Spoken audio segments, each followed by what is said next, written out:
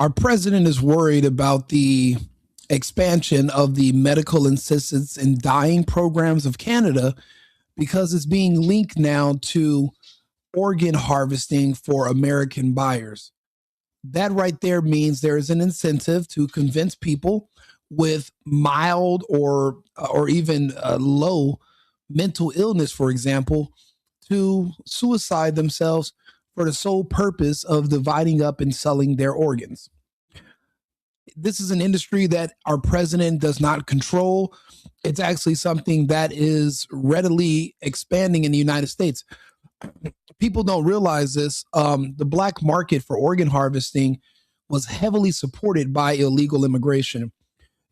Kids that would be kidnapped in Central and South America would be trafficked to the United States across the border. When this was discovered by the FBI, the president said, we are going to now start doing DNA testing on children because people that were bringing them across the border, those would not be their biological parents. These kids would come to the United States. They would be sold for sex or for their organs. This is all information according to our Federal Bureau of Investigations. Now that our border is closed, we're seeing a rise in the push for medical assistance in dying to our northern neighbors. And those organs are being harvested to the U.S. In a way, it's to supplement what they're not getting from across the border to the south. This is creating a huge problem, and even the president is addressing it. So that's why I wanted to speak about it today and bring some insight in. I noticed that Glenn Beck talked about it, so we're going to listen to him for a second. It's getting really bad up in Canada. I was with some Canadians yesterday. I saw them. I was out in front of the Capitol yesterday after meeting with Senator Lee, and I come out and these people say, "That's Glenn Beck, Glenn Beck," and I turn around and they're like, "Oh my gosh!" And they come up to me and they're Canadians. I'm like, can you still cross the border from Canada? I didn't even know that was legal still, but. They love this humor, but they love this humor. But they were great, and they're big fans. And I asked them about how things were going in Canada. And they're like, really not good. And I said, I'm really concerned about your MAiD program. They were like, yeah, you think so? Canada is in a euthanasia crisis. The cheapening of life. This started out about 10 years ago in Canada. If you have a chronic illness and you are close to death, you're going to die anyway. And I don't mean like from old age. I mean, you are close to death and you're in massive pain. You can end life. Now, if you remember right, Stu and I talked about this in the days of Fox. One of the problems we had was the complete live system with Obamacare. Yeah. Mm-hmm. When you have a government healthcare system, all it takes is a shortage of any kind, and then you start devaluing life on both ends of the spectrum. Up until 12, Zeke Emanuel's is up, I think, up until 12 years old, you get very little Medicare or medicine and care. And over 50, they begin to cut your care. They keep.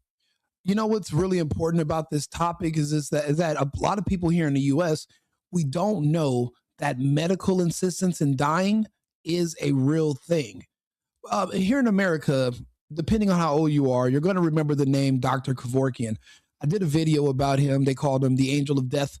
And he passed away, 13 years ago. He went to prison because he used to do assistance in dying. Now that the globalists are doing their takeover of these different countries, Justin Trudeau literally gave the Canadian government to the World Economic Forum. There famously, Klaus Schwab said their cabinets were penetrated. What this means is that the globalist agenda, when it comes to euthanizing and getting rid of the native-born Canadians, is going through full steam ahead. If you ever look at the numbers or look at the demographic of those being euthanized through the MAiD program, they're never the immigrants. Never. There are no Somalians or Indians or Chinese that are going through these programs. They are literally euthanizing the white Canadian born, their families are from Canada, the native Canadians. They're euthanizing them on purpose. That is the globalist agenda. The Zionist agenda was more so keeping us enslaved. The globalists are now destroying the Zionists. They're the ones taking over, but they want to kill us. And when you think about slavery or death, I'll be honest, bondage doesn't sound too bad after when you make that comparison. So that's why we're seeing this increase in euthanasia in Canada, because the Canadians have been now taken over by the globalists. And the push is happening here in the United States. There's only a few areas that are holdouts, but for the most part, they're getting their ways. It doesn't seem like even the U.S. will be necessarily inhabitable long term for even Americans if in the next 10 years. I only say that because Trump's only going to be president for the next 3. That's our greatest layer of protection that we have. Anyone that comes after Trump, we don't know what they're going to do. We don't know if they're going to have the strength or the capability to resist. Then where does that leave us? The reason I said we have to go to other countries is because a lot of this push for the globalists requires an extensive electrical infrastructure for a lot of their agenda. There are less developed countries where the globalists don't have a foothold because they're not developed enough. So that's why I'm saying we would have to pretty much go back to living like the Amish, horse and carriages one day to escape slavery, whether it's digital, whether it's different forms that is going to come in the future. It's happening now. Our neighbors to the north have been enslaved and they're being slaughtered like sheep, one by one. So that's why even our president is sounding alarm about this. We're going to let Glenn Beck talk for a second, and then we're going to go to my co-host, and we're going to bring him in, and we're going to go over this a little bit more. Keep the ones who are actually working hard and making all the money. They keep all of the care there because that's what's good for society. Okay. Well, this is exactly what's happening in Canada, and they're just not saying it. I mean, they can't keep up with the system of care that they have up there. People are dying all the time. And so what they're trying to do is just reduce the surplus population. You know, I'm a big fan of Jimmy Dore, but I'd love to hear what he thinks about this. You know, he's one of the people that is a proponent of universal health care. Nothing is free in this world. Everything comes with a cost. And when you're thinking you're going to get free health care, what you're going to get is free death because it's too expensive for the government to supplement and take care of everybody. There are people that are literally obese who gorge themselves on purpose every single day. And you want me to pay my tax dollars into a system that keep those people alive or to give them medical treatment when they're literally trying to kill themselves with food. There are people that purposely go out and abuse alcohol. One of my really good friends here in Arizona, his neighbor just drank himself to death. And I mean, he was showing me pictures of his neighbor over the last few months. And I'm like, is this guy is he constantly sunburnt? Why is his face bright red, but he's a white guy? And it's because he's flushed, and you can tell that his body's shutting down. No one cared to stop him. And DoorDash was in GoPo. They were just delivering liquor to his house every day until one day he didn't wake up. Am I supposed to spend my tax dollars to pay for treatment of people who do that to themselves? It doesn't work. When you're doing that, you're going to run out of money. And the next suggestion to help you meet your budget is the same thing that all communists do. See, when you're thinking about free food, free housing, free healthcare, that's communism. What do they have to do in communist countries? Well, ask Mao, ask the Soviets. Communism only works on a reduced population size. It's not nothing that it doesn't work when you have large numbers. They have to kill people. When you ever hear those stories about the communists in China and Russia, 100 years ago, they killed 20, 30, 40 million people. Why? Because in communists, you have to pay for all those people because the government and the state own all means of production. It's not individual. It's not capitalism. So the same thing's happening in Canada. So I would wonder, where does Jimmy Dore stand? Because, well, for free healthcare to be offered to you, they have to also offer you death because, well, your free healthcare is straining the system. The numbers are not going to make sense for you being a senior citizen to still be alive. They're going to want you to just volunteer to die at the age of 60. There was a movie about that too. I believe it was with Justin Timberlake, In Time or something like that. You get to a certain age and then they euthanize you. Or it was the movie The Island, one or the other. That's what's happening to Canada. It's like all these things are happening. They're all coming true. And that's what you get when you want free stuff. There are people in the United States that hate the American government, but they won't leave. And all they're begging for is communism so they don't have to pay bills and they don't have to work. The problem is people who don't want to work or pay bills, you have to euthanize them. Once communism becomes the law of the land, then euthanasia becomes a normal practice. Right now, it's only available in about 7 states out of 50, but it's available in the entire country of Canada, and it's being utilized, and people and the organs of those people are being sold to us here in the States. He's going to get to that in a second. And so now you can go in and get euthanasia for, pain. You can't conduct yourself with meaningful activities anymore. You can't. And do me a favor, like the channel, subscribe to, like the video, subscribe to the channel. If this is a topic that interests you, I don't talk about all the regular stuff everybody talks about. I kind of go into some of the weeds that a lot of people want to stay out of. I do have thoughts and opinions on a lot of them. Some you might agree with, some you don't. I'll tell you, I'm not always going to win popularity contests. I speak a lot about COVID and the vaccine here, and I bring the research to the table. And a lot of people do not like my findings because my findings will include the people around you, but they also include my family as well. I know what's about to happen and what's already happening. So like I said, people don't want to hear that. So if you're interested in these types of conversations, please subscribe to the channel. And I appreciate you guys being here. Perform your daily activities. You have depression, autism. All kinds of stuff. Really, any reason. Any reason. It's at least expanding to that eventual. It just expanded. There was 2 people that were just cleared for euthanasia because they got kicked out of their home because their home was being given to illegals. Okay, so these Canadian citizens, they get kicked out of the home. They can't find a place to live. And they're getting depressed about it. They go to the doctor and the doctor's like, well, we don't have any beds for you. It'll be months before we can see you. You can't give me any kind of help on this. No. Gosh, they should have illegally crossed into this country. We've been happy to help them. I know. Well, no, they're Canadians. If they're Canadian, then they're probably white and we can't help them. Oh, gosh, I hate white people. I know, me too. Yeah, let's be honest. There are no help if you're white. There's no sympathy for you. It's just becoming the law of the land because everyone sees white people in general as just being the enemy of everything. So they want to see bad things happen to them, and they will not. They're not going. No one's going to assist them or feel sorry for them.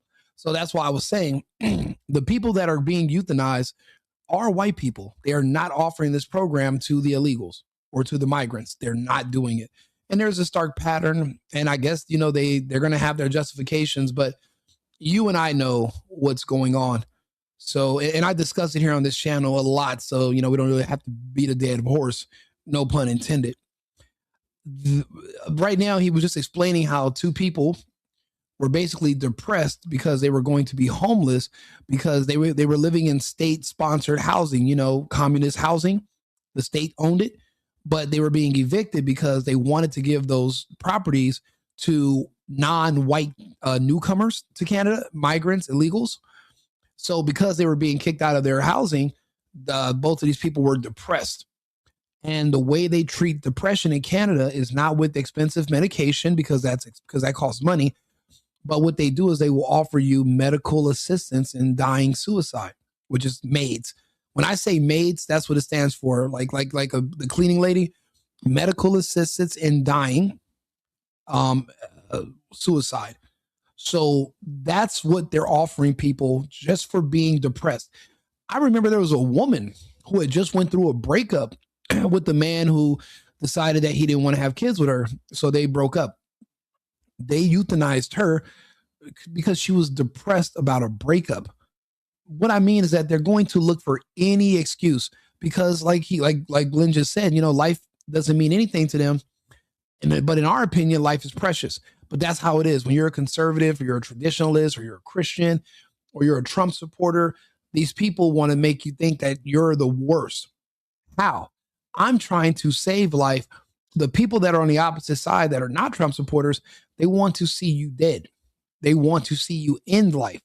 So we're going in completely different directions. That's why I said we're not going to both be able to coexist and occupy the same space.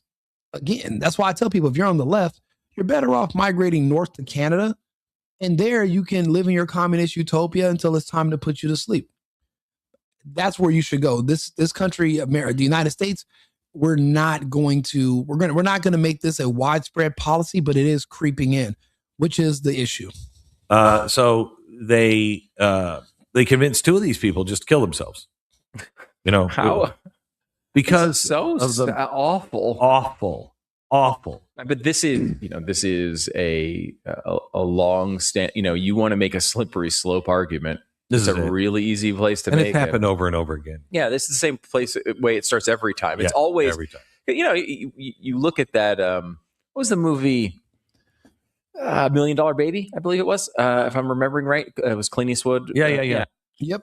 And so that was a really fascinating movie to watch as someone in our position, if you're a conservative, because she, spoiler alerts throughout, she was a female boxer. This is a long time since I've recounted the story, so I apologize if I get it wrong. But she has a terrible injury in the ring and is put on basically like life support and kind of wants to die. And he unplugs her at the end, if I remember right, basically. And she dies. And it's like, it's the best possible case in a way for euthanasia. You feel terrible for her. She had all this to live for. This awful thing happened to her. She was incredibly unhappy. And, you felt like he was doing the right thing. The movie presented it in a way that it felt like.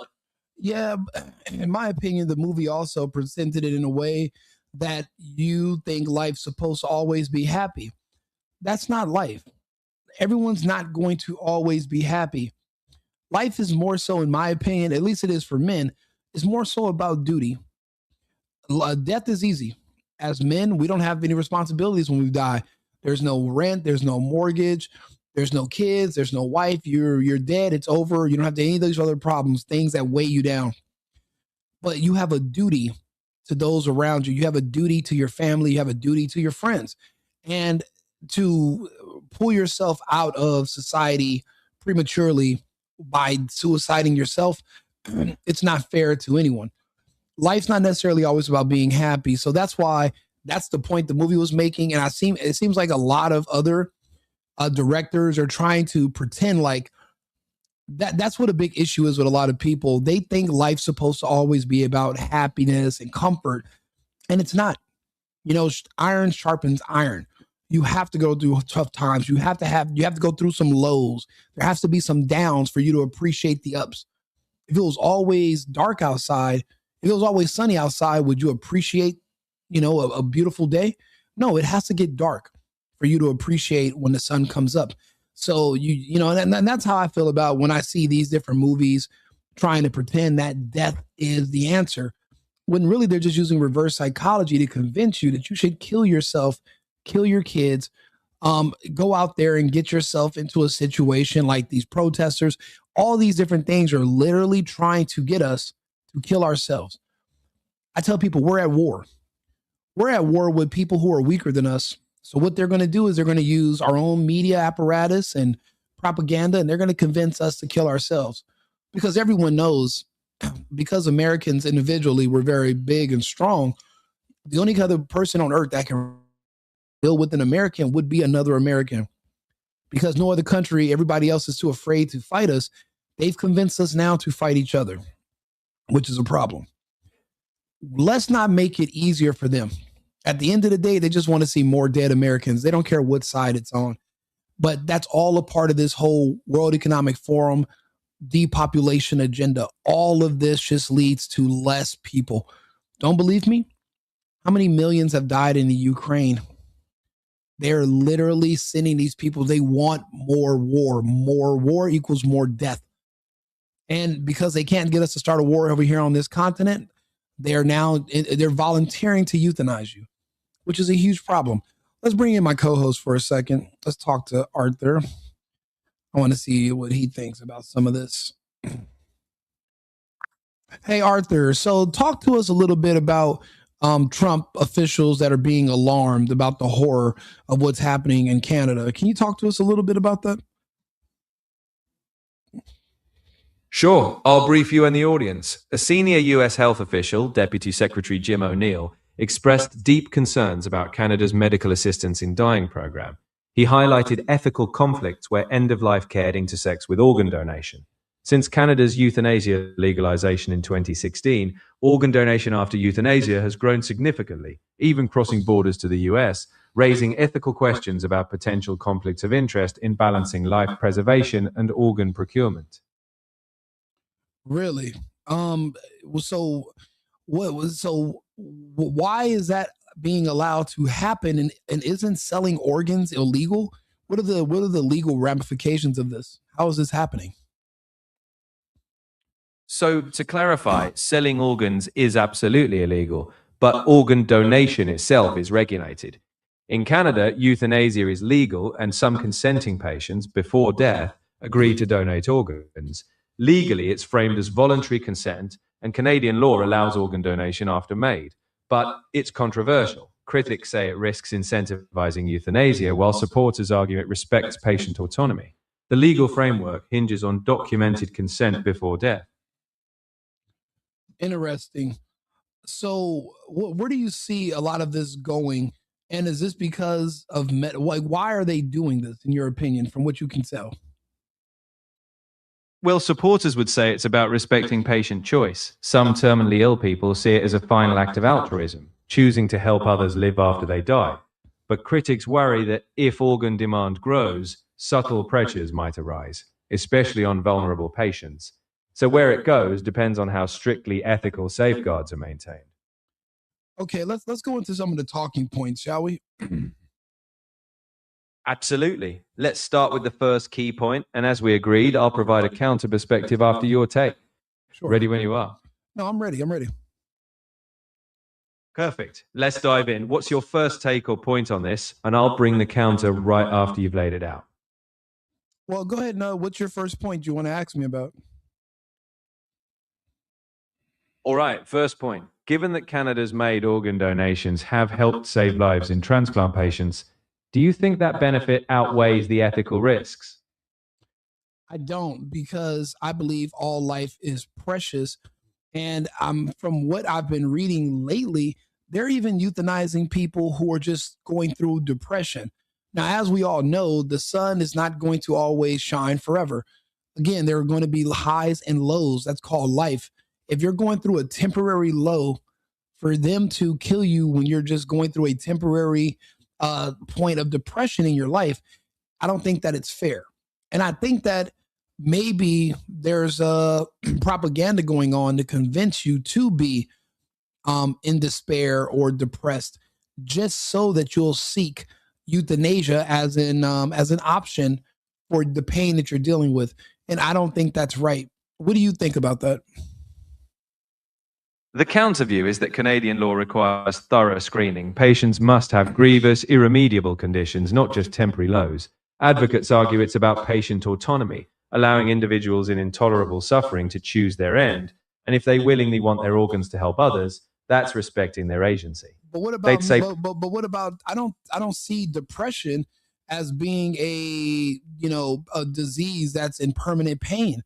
How do you justify euthanizing someone through the MAiD program who's just simply depressed? Depression is a temporary low.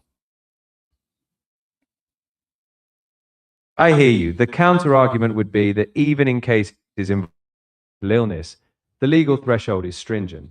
The system aims to ensure that all treatment options have been explored and that suffering is truly intolerable and lasting. But your point stands. There's an ongoing debate on whether mental health suffering should ever qualify. It's a question of where that line should be drawn. I'll be honest with you. In the United States, when they start pushing MAiDs in the states that it's available in, when they start advertising it, I bet you they're going to use someone who's black and someone who's famous and someone who's a woman. I bet you they're going to pull out Kamala Harris, Oprah Winfrey, and Gayle King, and they're going to be the first ones to promote MAiDs to the American population. That's my prediction. Because think about it. Who promoted the vaccine harder than Kamala Harris? She promoted it more than Fauci. And she was able to convince people that would have normally said no. But because it was her, and she's a black woman, or she's a fake black woman cosplaying as a black person with her Greek letters, people trusted her who normally would have never trusted the system. So I think, and then you're not allowed to criticize people because they're black. That's not allowed in America, apparently. So I think that's my prediction. I think once this becomes mainstream in the United States, they're going to use some black women to promote it. And you're going to start seeing people that are going to volunteer to be depressed. I mean, if you can be euthanized for just being depressed from being homeless, what do you think is going to happen to the homeless population, Arthur? That's a bold prediction, and I hear your concerns about messaging. The counterpoint would be that MAiD has strict criteria and is unlikely to be promoted like a consumer product. In nations with MAiD, the focus is on terminal illness and thorough consent, but you raise a key debate. Where's the line between autonomy and vulnerability? I think society will have to grapple with that tension. I mean, I say mental. I've been saying depression. You're saying mental illness. Are you? I mean, I don't think they're both one and the same. I see mental illness as being something that is long term, but I see depression as being something that's short term. What do you think? Is there a distinction between that in Canada? Yes, there's a serious distinction. In Canada's law, mental illness must be persistent, diagnosed, and deemed irremediable. Depression alone, especially if it's situational, is not sufficient. But the debate is whether these lines blur in practice. Your distinction is valid. Depression is often short-term, while recognized mental illnesses have to meet a higher bar. Let me ask you a question. How far are we away from diagnosing people who believe in racism with mental illness? Because in my opinion, that's a really bad mental illness to think that everyone everywhere you go hates you because of the color of your skin, and that there's people that are tormenting you because you're a certain race. And that makes you believe in this kind of racism, even especially when it's not there, it's all mental. How far away from us being able to diagnose racism as a mental illness? Racism isn't classified as a mental illness. It's generally understood as a social, cultural, or ideological belief, not a clinical disorder. Diagnoses require criteria grounded in medical and psychological research. While bias can be influenced by experiences or environments, labeling it as mental illness isn't a realistic path. The focus remains on education and social change, not medical diagnosis. I don't know. I've met a lot of people who believe in racism, and they were heavily indoctrinated and suffered from extreme delusion and mental illness. And it lasted longer than depression. So if you can euthanize somebody for being depressed, then you should definitely be able to euthanize people for believing in racism. That's certainly a strong opinion, but the key distinction is that medical frameworks don't equate harmful beliefs or biases with clinical illnesses. Euthanasia laws focus on irremediable suffering, often physical or extreme psychological conditions. There's no pathway to classify belief systems in that realm. The conversation is better aimed at education and societal discourse than medicalization. I think you might want to say it hasn't been proven yet, but I think that's something that's on the horizon that will come, and that means they'll have another way to go after their own target demographic with this type of treatment. Because there's certain people, let's be honest, that they've been trying to kill off since the 60s. There are certain people that they've had a hard time. They couldn't do it with AIDS. They couldn't do it with the retrovirus drugs.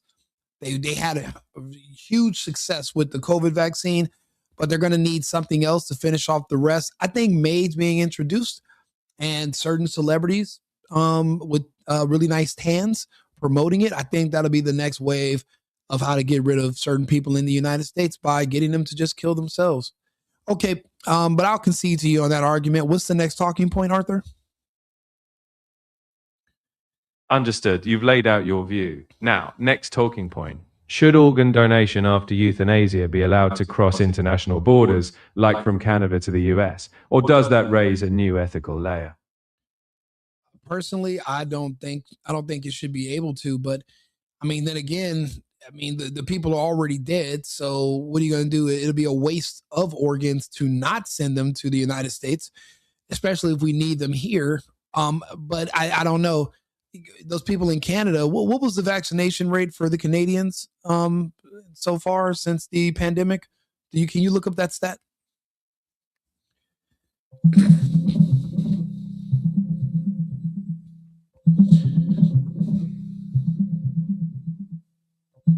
I don't have a current vaccination rate for Canada specifically in 2026. Historically, though, by 2022, over 81% of the eligible population had received at least one dose of the COVID-19 vaccine. If you need precise data beyond that, it wasn't available in this search. I'll be honest with you, that says enough.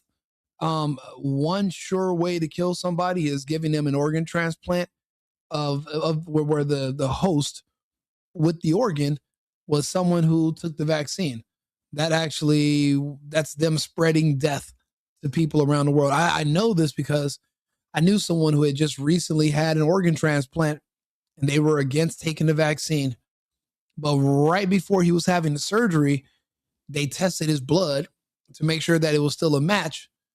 And they said that his blood was different.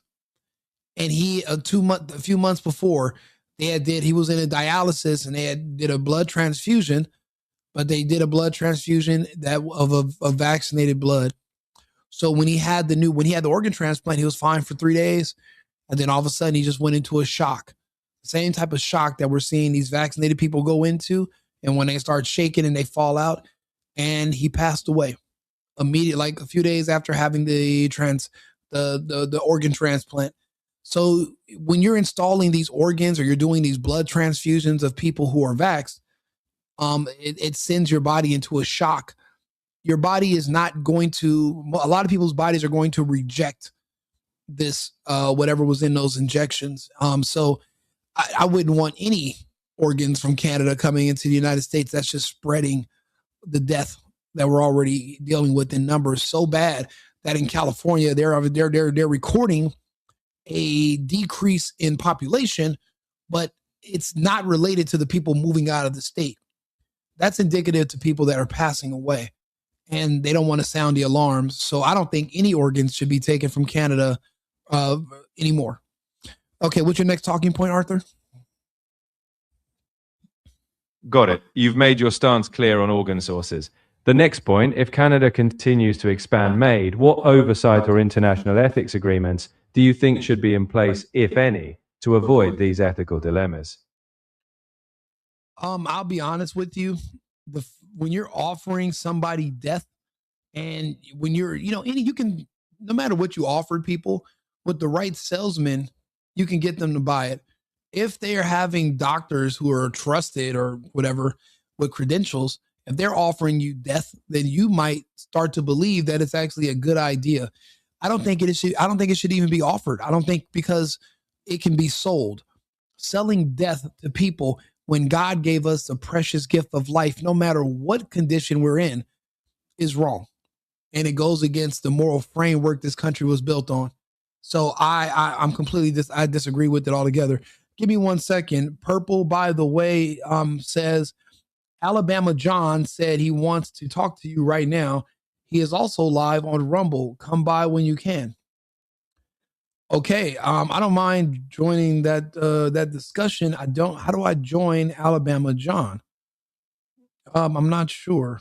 I'm not sure how to join somebody else's live on Rumble. I'm kind of doing my own episode right now, but I mean, I'm going to actually look into that once this episode ends. But Purple, by the way, if you send me the information, I'll definitely come over, and I'm always available to have conversations. So I'd appreciate it. Yeah. Thank you for the heads up. Okay, Arthur, what's the next talking point? Absolutely. And we'll wrap this point up. The next talking point is about patient autonomy. Some argue that giving people agency over their end-of-life decisions is the ultimate respect for individual freedom. What's your response to the argument that bodily autonomy should include this choice? I heavily disagree. Basically, I disagree because of the whole transgender movement. I don't think that you should be allowed to go see a doctor to cut off your private parts no more than you should be able to go, especially if it's not something that's medically necessary. But I don't believe that a doctor, I mean, what if you go to a doctor and you say, hey, I want you to cut my arm off, fully healthy, functioning arm, but I want you to remove it because I have a few friends that don't have arms and I want us all to be able to, go rowing together or join a one arm bike club or something. There are people out there who would volunteer to dismember themselves. I don't agree with that. I think that doctors ethically should have standards where they can say no. You can't humor every request because there is something called regret. And there's a lot of people that mind about stuff later. Laser tattoo removal is basically shows you that there are people who make decisions at one point in time in their life and they regret them later. So when you give people autonomy over their own bodies, yeah, it sounds good in practice, then that could be abused. Somebody can be in hypochondriac and they can say, oh, I want my kid to get a check every month. I heard the government gives you $2,500 a month if your child is disabled and they're missing a few fingers or an arm. Well, people take their children in and elect them to have body parts removed. If you can take your child in and have their genitals cut off at 8 or 9 years old, then you should be able to, you can really take them to get anything cut off. That's what I mean by the waters get muddy. So I'm just going to go to the extreme to the other way and just say it should all be blocked. What's your counterpoint, Arthur? The counterpoint is that autonomy doesn't mean anything goes. In medical ethics, informed consent and professional standards act as guardrails. For MAiD or other procedures, the aim is to ensure people facing genuine, irreversible suffering have a compassionate choice. The guardrail is rigorous assessment, ensuring no rash or coerced decisions. But your stance highlights the importance of robust oversight in all such cases. I don't know. We don't have such oversight. It doesn't exist. And then even if there was oversight, how do you argue with someone that you know better for them than they do? I just don't, just the fact that people are even asking for this because it's available, it's a problem in itself. The argument becomes circular and they're really, you're really just helping people hurt themselves instead of helping people help themselves. That's my point. But what's the next talking point? Understood. Your position is clear on the ethical risks. But the final point, if MAiD is here to stay, what alternative support systems like mental health or palliative care do you believe should be prioritized to reduce reliance on it? I mean, the only options that I can think of is therapy, but it depends on who's your therapist. Is your therapist gay? Is your therapist a practicing liberal? It's just you're gonna need to know your political leanings of whoever you're speaking to, because then that's why you're gonna know which way they're gonna guide you. If you're you're in the United States, you're going to a therapist and they're a Democrat leaning to the left, they're going to promote you doing things that are going to lead to your death. But if you're dealing with someone on the right who believes, like myself, that life is precious, we are going to help you. A therapist is going to try to get you to do certain things to mitigate the damage and the negativity so that you'll want to stay alive and feel like you have purpose. Who your therapist is and what they believe really could make a huge difference. Because right now we're in a war and there's so many people trying to convince you to kill yourselves. But I'm trying to keep you alive. I'm trying to convince you to stay alive. I've been having these arguments ever since 2020. I've had them with my best friends. A lot of people think I left Los Angeles because of the price. And I'm like, no, I left Los Angeles because they started doing vaccine mandates and we started getting the shots way before everybody else. We started giving out the shots in 2020. By December, California actors and celebrities were getting it in December of 2020 when everything was still up. No one knew anything. So the death started happening all around me. I left California because of that. Again, I believe life is precious. And then to see so many people forfeit it. I mean, even I know this guy named Ray J. And even he is literally, the doctor told him he only have a certain amount of time to live due to vaccine injury. So I left because of the death. I'm trying to keep people alive. Other people want to kill you. People literally argued with me just so they can go out and take an experimental drug. And now all those people, if they did survive the first 5 heart attacks, they're getting organs removed now. They're sick. It's just a big thing. So I think that therapy is a really good option, but I don't know how you save people from themselves. Some people are just hell bent on self-harm. I don't know. What do you think about that, Arthur? It's true that therapy outcomes vary and the practitioner matters. The counterpoint is strong standards and diverse options are crucial. Expanding palliative care, community support, and early intervention can help people find purpose. It's not about quick fixes, but ensuring genuine care pathways exist. In the end, a robust safety net might reduce the demand for extreme choices. I mean, I would hope so. I really would hope so. Do me a favor, like the channel, subscribe to the channel, like the video. It pushes us into the algorithm. This is an important topic because it's going to be more of a thing here in America soon. There are already certain states that are doing it. Matter of fact, Arthur, what states are right now currently offering medical assistance in dying? I think there's like 7 states. What states are offering it right now?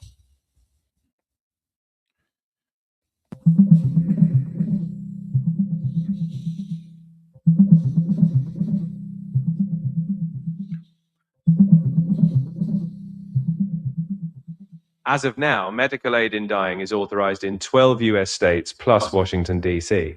These include California, Colorado, Oregon, Washington State, and others. Delaware also just joined in 2026, and Illinois will follow later this year. Several other states have introduced bills, but aren't yet authorized. All of this is just death. Everything, all roads lead to death of Americans.